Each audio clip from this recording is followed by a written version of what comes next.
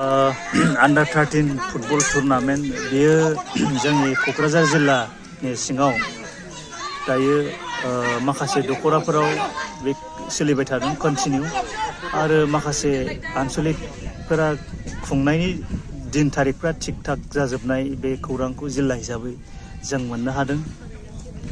दिनै कुसुगाव दखरा एबसुआ गावसिनि मोनब्रै इउनिट एबसुखौ लानानै बे मोनब्रै टीमजों बे हाबाफारिखौ खुंफुंदों।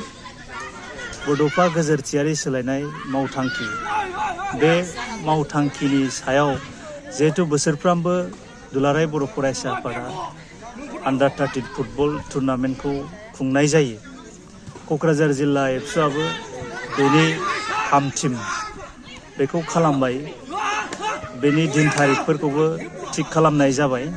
आङो दिनै नोंथांनि बे चेनेलनि गेजेरजों फोरमायनो मोननानै गोजोननाय मोनगोन जे देग्लायनि जे क'क्राझार जिल्ला एबसुनि Under 13 फुटबल टुर्नामेन्ट बियो मोनथाम जनाव जोङो राननानै बे हाबाफारिखौ मावफुंनो दा जों थाग थियारि जादों। गिबि जन हिसाबै पर्बतजरा साब डिभिजनाव जों मोनसे जन खालामदों आरो बिनि नेक्स्टआव गसाइगाव साब डिभिजनाव गसाइगाव जन हिसाबै बेयाव जोङो खुंनो थाखाय थामथिम जादों आरो क'क्राझार जन हिसाबै रामफल बिलाव थानाय रुपनाथ ब्रह्म मेम'रियेल फिल्डआव बेखौ जों मावफुंनो थामथिम जादों। दा आङो नोंथांनो फोरमायनो मोननानै गोजोननाय मोनो। जोंनि Under 13 फुटबल टुर्नामेन्टनि मोनसे आउटकामखौ फोरमायनो सानो। देग्लाय जों 6 बोसोर जाबाय।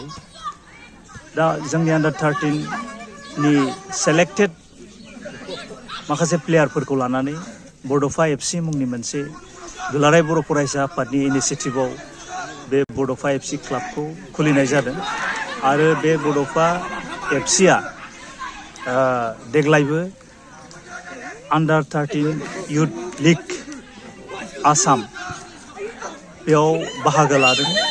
दाखालि बावैसो बे माने आसाम इयुथ लिग Under 13 बे हाबाफारिखौ नगावआव खालामनाय जादोंमोन। बेयाव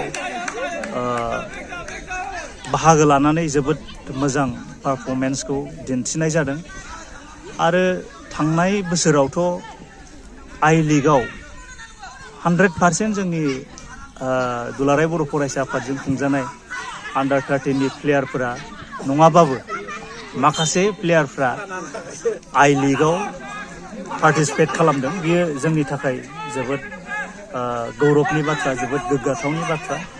जों मिजिंथिदों इयुननि समाव जोंनि बे Under 13 आव जायफोर पार्टिसिपेट खालामदों माखासे प्लेयारफ्रा गोजौ थाखोसिम स्टेट लेभेलनि नेशनेल लेभेलनि प्लेयार महरै जोङो मोननो हागोन। जुदिअबा जोंनो माखासे प्लेटफर्मनि गोनांथि दङ, माखासे मोजां एकाडेमिनि दरखार दङ। बेखौ जोंनि बयनिबो माने नाजानायनि गेजेरजों जोङो बेखौ खालामनो हागोन। बेखायनो